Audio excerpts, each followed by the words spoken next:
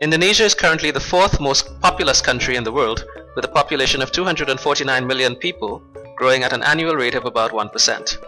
By 2020, the total population is projected to be 265 million. A GDP growth that has averaged just over 6% for 5 of the past 6 years has resulted in a rapidly growing urbanized middle class. The majority are based in the major cities located on Java Island, with smaller urban populations on Sumatra and Sulawesi Islands. Given this demographics' increasing wealth, preference for locally produced goods, growing need for fast, convenient, healthy food, and a culture that is overall open to and accepting of most dietary and religious concerns, we pose the question: how could a high-end Japanese sushi restaurant chain become successful in Indonesia by the year 2020? To address this question, we utilize strategic planning methodologies to understand what challenges we might face and what strategic options we should consider in each case.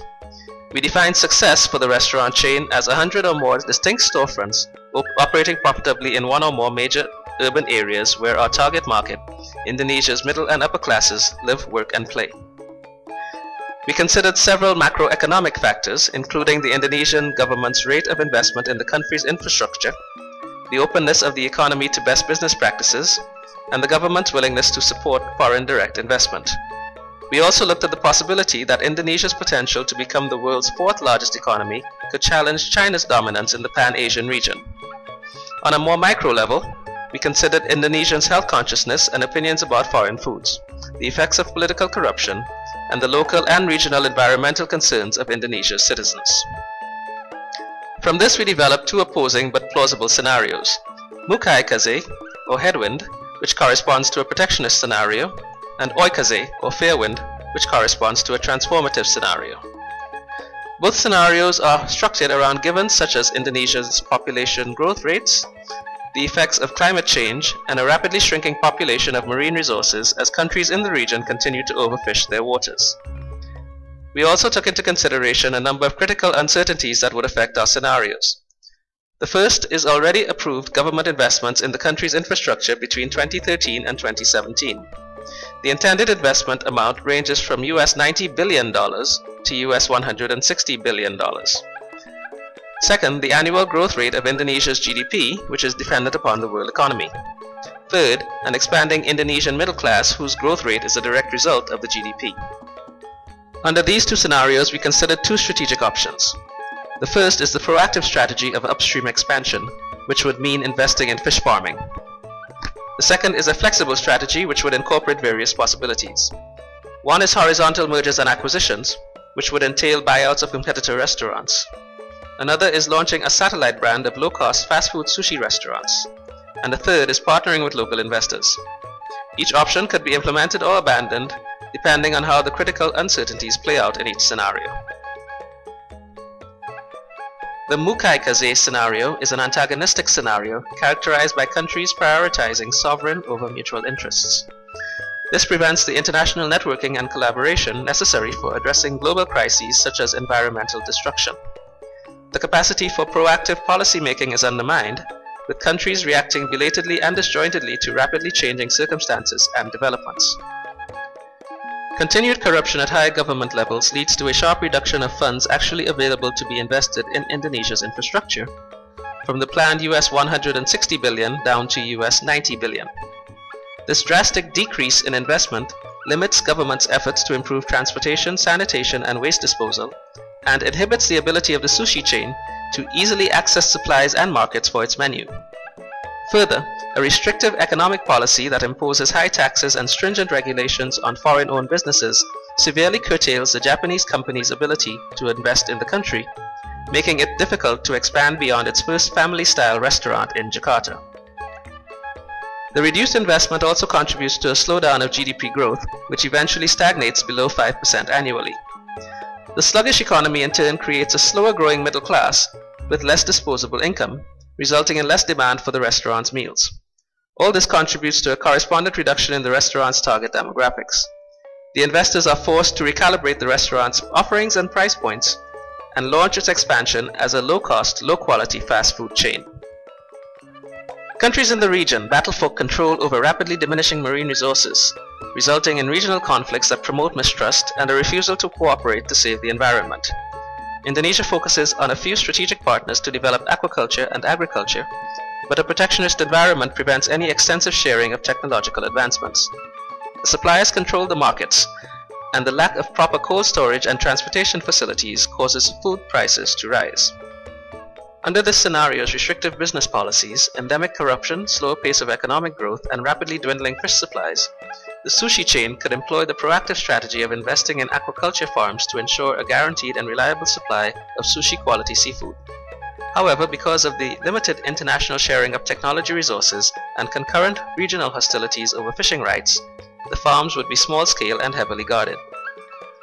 To mitigate the risk of investing in fish farming, the company would concentrate on cultivating high value-added seafood like tuna and sea urchin, which would then be marketed to more upscale consumers in the heavily populated urban areas and wealthier suburbs. Investing in aquaculture would require a cost-benefit analysis and might involve partnerships with or buyouts of already existing fish hatcheries. Also under the Mukai-kaze scenario, most sushi restaurants will experience both a shrinking client base and a poor supply of high-quality fish, and, as a result, will be undervalued and available for sale. The Japanese sushi chain can therefore implement the flexible strategy of horizontal mergers and acquisitions of other existing seafood restaurants. This would help reduce competition for food supplies, thus enabling the sushi chain to curb supplier power by minimizing fluctuation in market prices. Further, because of the dual facts of the sushi chain's shrinking target income group and lower income Indonesians' preference for inexpensive food over quality, the original concept of targeting the restaurant to the upper classes would have to be reconsidered. This raises the flexible option of launching a satellite brand of fast food restaurants designed along the food stall concept with which Indonesians are most familiar. Lower requirements for fish quality, fewer employees to hire, and smaller spaces to rent will allow massive cost savings. Finally, to mitigate the business issues arising from being foreign investors in Indonesia, the sushi investors could partner with locals. An established local business person with the proper government contacts could ease the pressure of bureaucracy and corruption and would have a greater capacity to pursue the interests of the business as needed. Pursuing any or all of these strategies would enable the Japanese sushi chain to expand its foothold in Indonesia in a variety of ways and pave the way for successfully opening its 100th storefront in Java by 2020.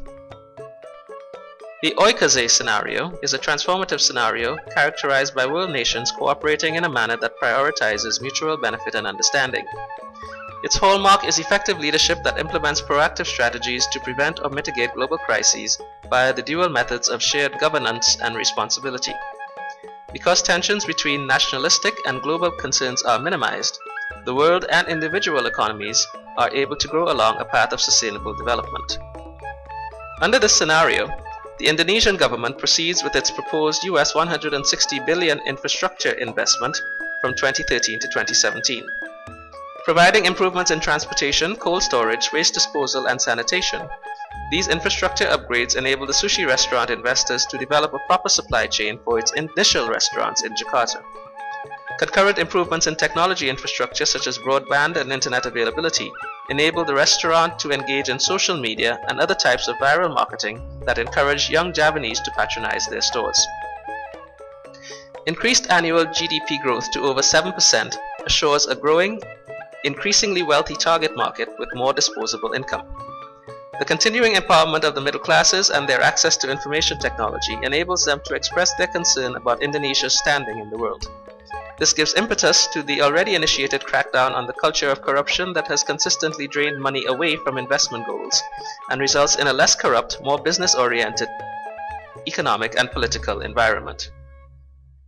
Indonesia's open investment policy gives rise to government and private sharing of technological advances on both a local and worldwide basis. Additionally, both domestic and international concern for the environment encourage Indonesia to become signatory to regional treaties designed to prevent overfishing and the depletion of marine stock. The combination of access to technology, a business-friendly economic environment, reduced political corruption, and a burgeoning population with readily disposable income encourages private investment in large-scale sustainable agriculture and agriculture. This in turn leads to a long-term increase in fish and produce stocks that creates falling prices in the supply of sushi ingredients. When combined with the more efficient transportation and storage capabilities from the infrastructure development, these lower supply prices enable the restaurant to expand its supply chain. Because of the abundance of menu ingredients, the ability to develop a strong supply chain, and a business environment favorable to foreign investors, the sushi chain can continue with its original plan to target the upper classes. The ability to provide high-quality seafood at low cost, the increasing sophistication of Indonesian customers in demanding more convenient food of high quality, and the know-how and branding of the Japanese company enables the chain to rapidly expand the number of storefronts by at least 13 per year. The chain could dispense with the other strategic options as they would no longer be necessary to ensure success.